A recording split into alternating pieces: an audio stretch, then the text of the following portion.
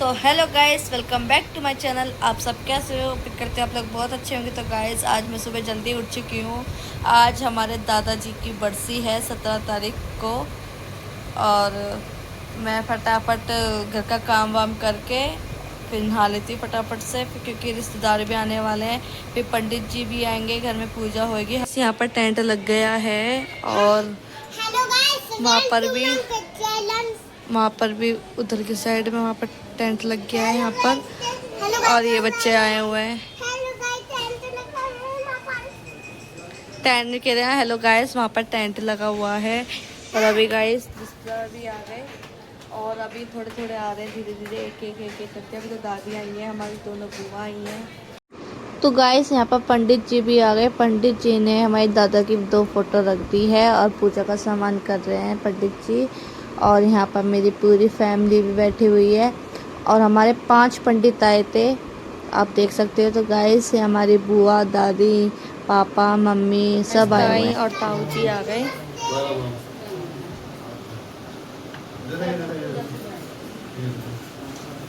Hello ताऊ, नमस्ते।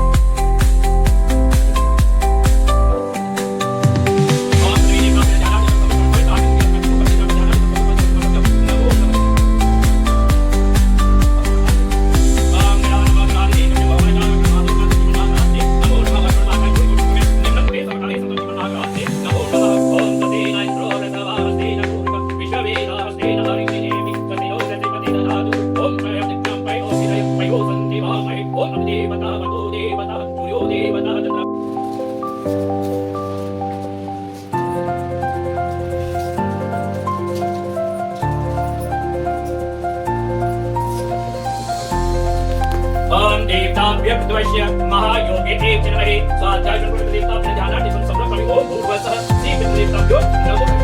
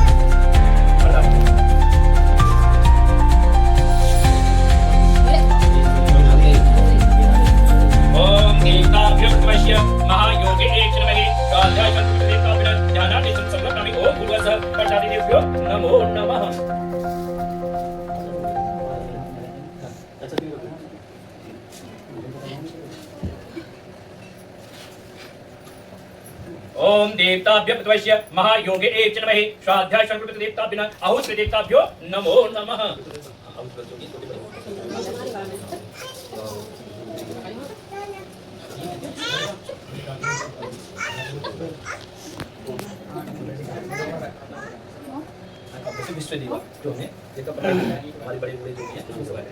ओम देवताभ्य प्रतवश्य महायोगे एक नमः श्राद्धाय शंकर देवताभ्य ध्यानार्थं समर्पयामि। ओम भूर्भुवस्सुः विश्वे देवताभ्यो नमो नमः। जितने दादा बाबा अपना पिंडदान हो रहा सब शांति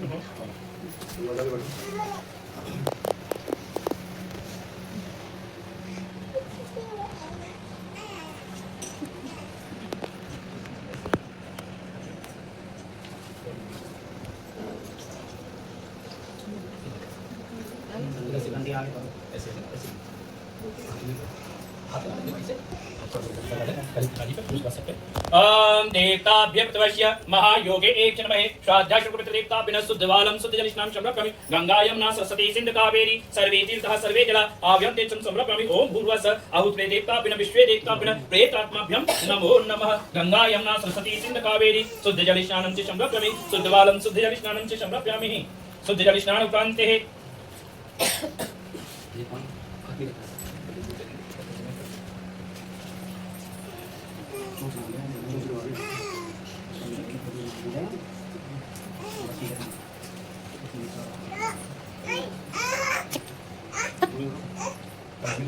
ओम कामधेनं सर्वसे जीवपरं पावनं यज्ञहित्रस्यं पहस्नार्थं प्रतिगतं। ओम देवताभ्य प्रतवश्य महायोगे एक नमः स्वाध्याय शंकर देवताभ्य आहुत देवताभ्य नमः। दुग्धं स्नानं च समर्पयामि। ओम देवताभ्य प्रतवश्य महायोगे एक नमः स्वाध्याय शंकर देवताभ्यो नमो नमः।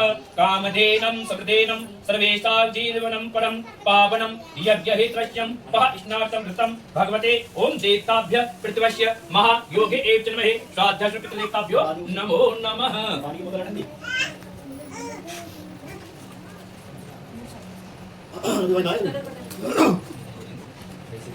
उधर को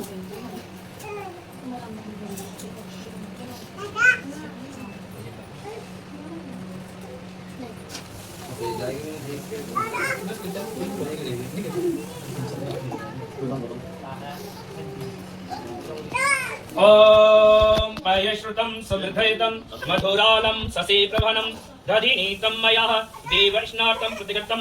ओम भूर्भुवस्सुः ओम देवताभ्य प्रतवश्य महायोगे एक नमः श्राद्धाय शंकर देवताभ्यो नमो नमः।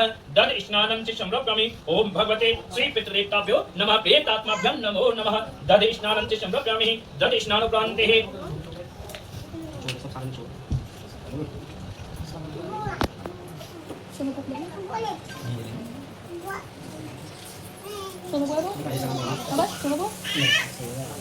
ओम नवीनीतं तुष्टेनं सर्वसंतोषिकारं घृतं तुभ्यं प्रदास्मर्थानं प्रतिघतं। ओम भूर्भुवस्सुः देवताभ्य प्रतवश्य महायोगे एक नमः श्राद्धाय शंकर देवताभ्य नमः। घृत स्नानं च समर्पयामि। घृत स्नानोपरान्ते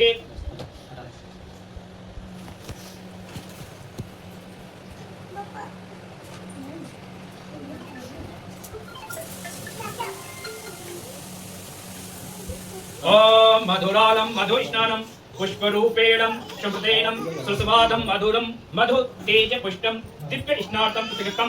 ओम श्री भगवते देवताभ्य प्रतवश्य महायोगे एक नमः श्राद्धाय शंकर देवताभ्य मधुबालं मधु स्नानं च समर्पयामि। मधु स्नानोपरान्ते पंडित जी को मतलब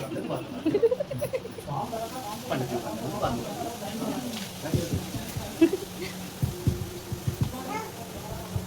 हृदय सुदानं चक्रापुष्टदः शुभारं मलः प्रगतिभ्य स्नातं प्रतिगतं। ईश्वर सारं सुधारं चक्रः पुष्टदः सुवादनं मलः परिहका दिव्य स्नातं प्रतिगतं। ओम देवताभ्य प्रतवश्य महायोगे एक नमः श्राद्धाय शंकर देवताभ्यो नमो नमः। चक्रा स्नानं समर्पयामि। चक्रा स्नानोपरान्ते ओम शुद्धिवालं शुद्धिजलस्नानं समर्पयामि। गंगा यमुना सरस्वती सिंधु कावेरी शुद्धिवालं शुद्धिजलस्नानं समर्पयामि। ओम भगवते पितृदेवताभ्यो नमो नमः। देवताभ्य प्रतवश्य महायोगे एक नमः श्राद्धाय शंकर देवताभ्यो नमो नमः।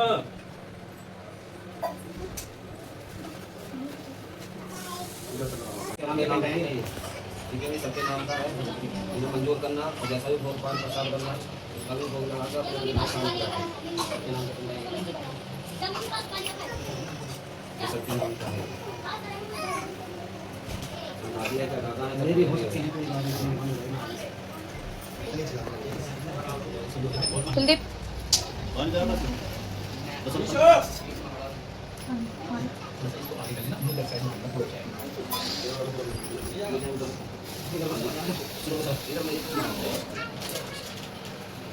और दो भाभी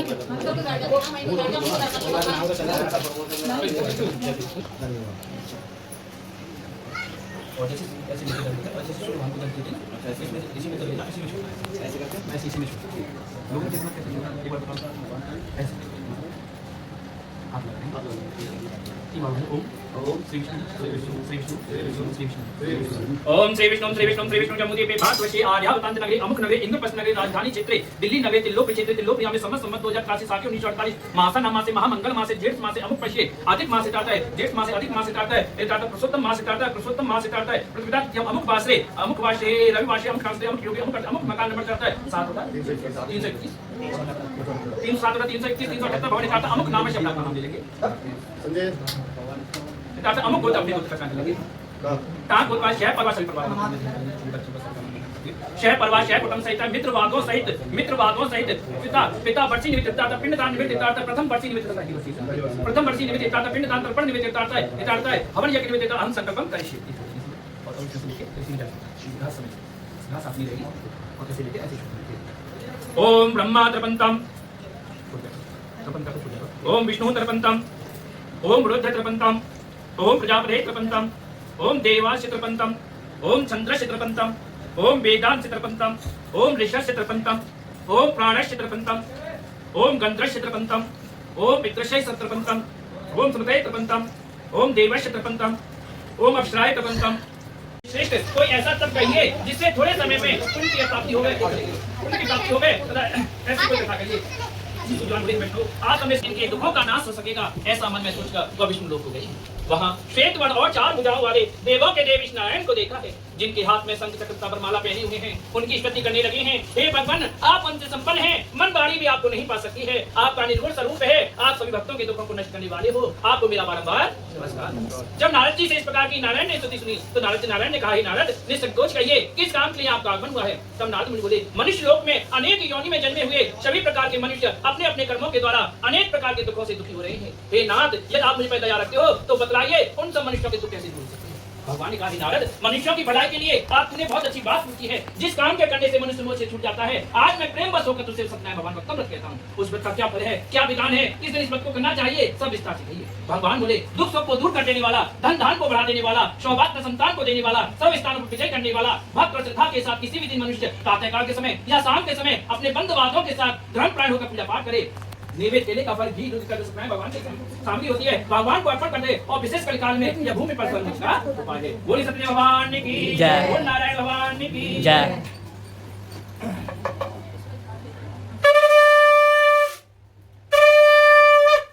श्रीमन नारायणे नारायणे नारायणे भजमन नारायणे नारायणे नारायणे श्रीमन नारायणे नारायणे नारायणे लक्ष्मी नारायणे नारायणे नारायणे बद्री नारायणे नारायणे नारायणे श्रीमन नारायणे नारायण नारायणे गुरु नारायणे नारायणे नारायणे विद्या नारायणे नारायणे नारायणे श्रीमन नारायणे नारायणे नारायण। बोले नारायण भगवान की जय बोल सत्य भगवान की जय। दूसरा अध्याय श्री सूची अब मैं और आगे की कथा कहता हूँ और ध्यान रखिएगा। सुंदर काशी नगरी में एक अत्यंत निर्धन ब्राह्मण रहा करते थे। वह भूख और प्यास से निधि पृथ्वी पर घुमा करते थे और ब्राह्मण से प्रेम करने वाले ब्राह्मण को दुखी देखकर बूढ़े ब्राह्मण का रूप धारण कर सत्यवान के पास जाते हैं और आदर के साथ पूछने लगते हैं विप्र निधि पृथ्वी पर क्यों घूमते हो। हे श्रेष्ठ ब्राह्मण यह सब मुझसे कहो मैं सुनना चाहता हूँ। व्रत ब्राह्मण बोले भिक्षा के लिए मैं पृथ्वी पर फिरता हूँ हे भगवान यदि आप इसका कोई उपाय जानते हो तो कृपा करके मुझसे कहिए। व्रत ब्राह्मण बोले सत्यनारायण भगवान मनवांछित फल देने वाले हैं तू उनका पूजन कर। सारा विद्या विधान बतलाकर बूढ़े रूप धारण करने वाले श्री सत्यवान पर ध्यान होते हैं। जिस व्रत को व्रत ब्राह्मण ने मुझे बतलाया है मैं उस व्रत को करूंगा। ऐसा करके उसको रात को नींद नहीं आई और सुबह उठते ही भिक्षा के लिए चल दिया।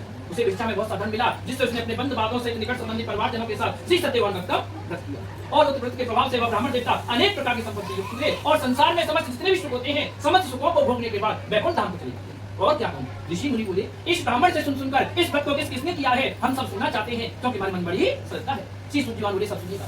एक समय वह ब्राह्मण धन ऐश्वर्य के अनुसार अपने बंधु बांधवों के साथ व्रत करने के लिए तैयार हुआ है और उसी समय एक लकड़ी बेचने वाला लकड़ा आया। प्यास से दुखी होकर ब्राह्मण के घर के बाहर जैसे हस्त भगवान की कथा हो रही है ऐसी ब्राह्मण देवता की यहाँ कथा हो रही थी तो उन्होंने ब्राह्मण के घर के बाहर अपनी जो लकड़ियां थी वह रखकर ब्राह्मण के घर के बाहर जाकर बैठा है। कथा सुनता है, प्रसाद लेता है, चढ़ावत लेता है और चढ़ावत लेने के बाद ब्राह्मण देवता से पूछता है क्या करे क्या फल क्या विधान है सब मुझसे सुनना चाहता हूं।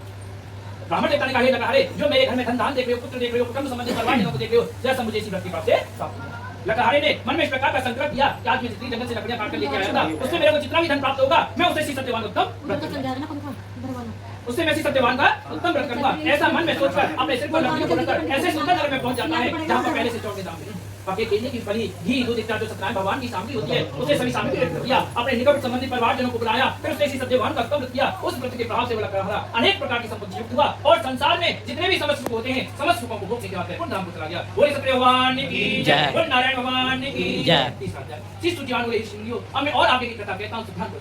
पहले के समय में एक लका मुक्तमा राजा राज किया करते थे। वह बहुत ही जितेंद्र से प्रतिदिन देव स्थानों पर जाया करते थे और गरीबों को धन देकर उनके सभी कष्टों को दूर किया करते थे। उसकी पत्नी कमल के समान मुख वाली सत्य सावित्री थी। बंदसी नदी के तट पर उन दोनों ने श्री सत्यवान का व्रत किया है। उसी समय वहां एक साधु नाम के वैश्य आए और उन्होंने साधु नाम के वैश्य आए हैं और उन्होंने राजा को व्रत करते हुए देखा। राजा के पास जाते हैं और विनय के साथ पूछते लगते हैं राजन भक्त से आप यह क्या करें, इसका क्या फल है, क्या विधान है, सब मुझसे सुनना चाहते हैं। राजा बोला ही साधु अपने बंधु बांधवों के साथ पुत्र प्राप्ति के लिए महासत्य श्री सत्यवान का व्रत कर रहा हूं। मेरे कोई पुत्र नहीं है, पुत्र प्राप्ति के लिए सत्यनारायण भगवान का व्रत कर रहा हूं। राजा से सब विधान सुना तो राजा से कहने लगे राजन मुझसे सब इसका विधान कहिए, मैं भी आपके कथा में सब व्रत करूंगा क्योंकि मेरी कोई संतान नहीं है। निश्चय से मेरे को संतान की प्राप्ति होगी। व्रत का सारा विधान सुनने के बाद नामक लेने के बाद और व्यापार से निमित्त होकर आनंद के साथ वो अपने घर पहुंचा और घर जाने के बाद अपने घर पहुंचा और घर पहुंचने के बाद उसने अपनी स्त्री को इस व्रत के बारे में बताया और कहा कि जब हमारे कोई संतान प्राप्त होगी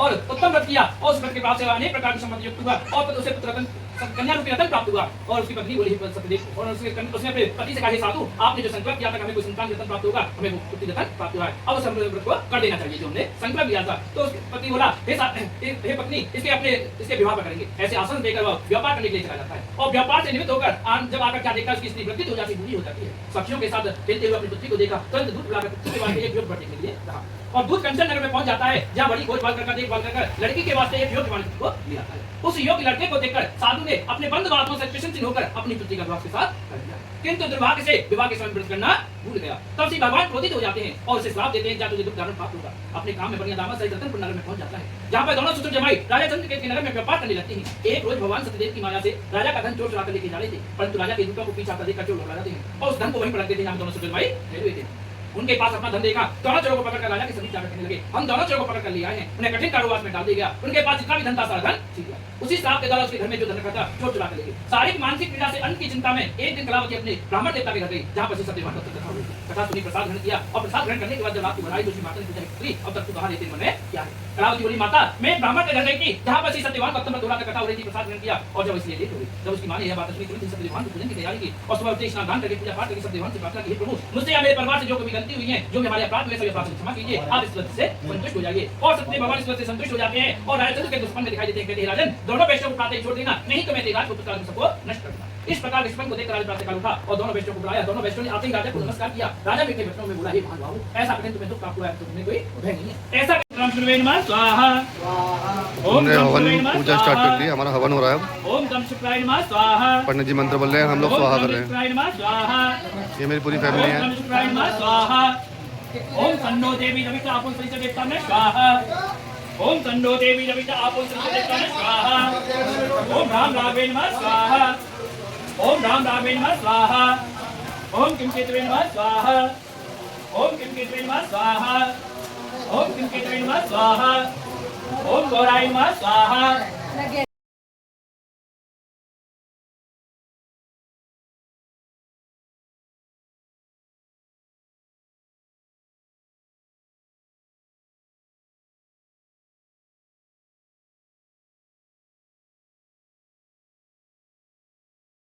पर मन हो गया है। यहाँ पर बुआ साफ सफाई कर रही हैं और बुआ मान लिए खाना लेके आ रही हैं। कन्या बिठा रहे हैं हमें। कन्या के लिए ये खाना आया है गाइस, देखो। सोनम बोरी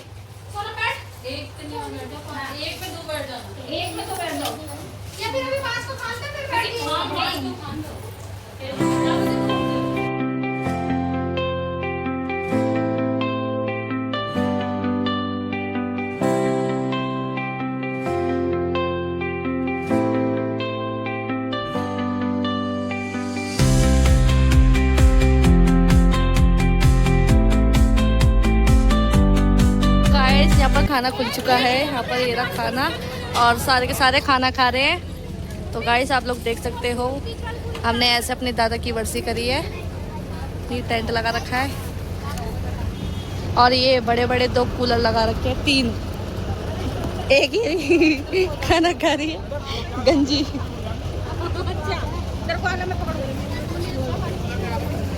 घर पे क्या खाया था? अब क्या खा रही है? क्यों? अब मन नहीं कर रहा? क्यों नहीं कर रहा? दोबारा खा ले, दोबारा खा ले। वो देखो गाइस, हमारी ताई भी खाना खा रही है। सारे खाना दिखाए। कोई यूँ नहीं बोल सकता मैंने खाना दिखाया। तो गाइस पापा के स्टाफ के भी आए हुए हैं। ये पापा के स्टाफ के हैं। चाचा जी नमस्ते, चाचा जी नमस्ते, चाची नमस्ते। तो गाइस ये पापा के स्टाफ के आए हुए हैं सारे।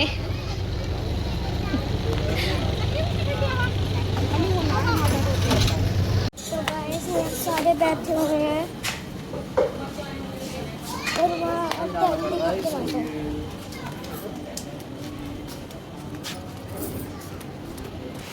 तो गाइस यहाँ सबने खाना खा लिया है।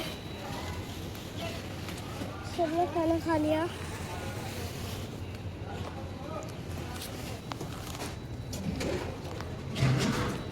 तो गाइस अब सारा काम निपट गया है और अब मम्मी पापा मैं खाना खा रहे हैं। तो गाइस ये रहे मेरे मम्मी पापा और यहाँ पर मैं अपना खाना खा रही हूँ। और पापा सुबह से बहुत थक गए। खाना खाया ही ना जा रहा।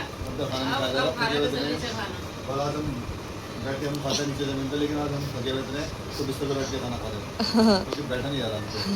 पैर तो देख दुख रहे हैं, दर्द हो रहा है। हमें तो इस बात की बहुत खुशी हो रही है कि हमने अपने पिताजी का हवन कराया, उनका सत्संग कराया और उनके नाम से 5 आदमी आज भी करवाए। तो बहुत हमें खुशी हो रही है। तो हम चाहते हैं कि हमारे पिताजी को भी एक खुशी मिल रही होगी, वहाँ पर उन्हें भी खाना मिल रहा होगा और बहुत अच्छा लग रहा हम लोगों को। अब हम अपनी फैमिली के साथ बैठ के हम 4-5 जने मिलके एक साथ खाना खा रहे हैं। ये संस्कारी बच्चा हमारे देखो नीचे बैठ के खाना खाता है, वो हाथों से बैठ के खाना खाता है। नहीं चम्मच है, चम्मच कम यूज करता है। चम्मच मिक्स करने के लिए लिया उसने। चम्मच तो मिक्स करने के लिए, लेकिन खाता है हाथ से ही है। जितना खाना अपने हाथ से खाता, चावल का अपने हाथ का टेस्ट मिलता है, चम्मच से नहीं खाता कभी। और खुशी हमारी, खुशी देखो, खुशी की तारीफ देखो। खुशी बैठ के हमारी हमारा फोन देख रहा है, 10 खा पी के बैठ गया। ये पानी लेके बैठी है। ये पानी जिसको भी जरूरत चाहिए होगी वो लो। पड़ेगी, ये उसके लिए पानी लेके बैठी रहेगी। तो लो पानी लो। तो गाइस टाइम देख लो, 9:30 का टाइम हो रहा है और हम लोग इस टाइम बैठ के खाना खा रहे हैं। आप लोग को ये वीडियो कैसी लगी कमेंट में जरूर बताना। अपने चैनल को सब्सक्राइब करो, लाइक करो, शेयर करना मत भूलना। मिलते हैं नेक्स्ट ब्लॉग में। Bye bye. Bye bye bye bye bye bye. Next blog में मिलते हैं। बाय।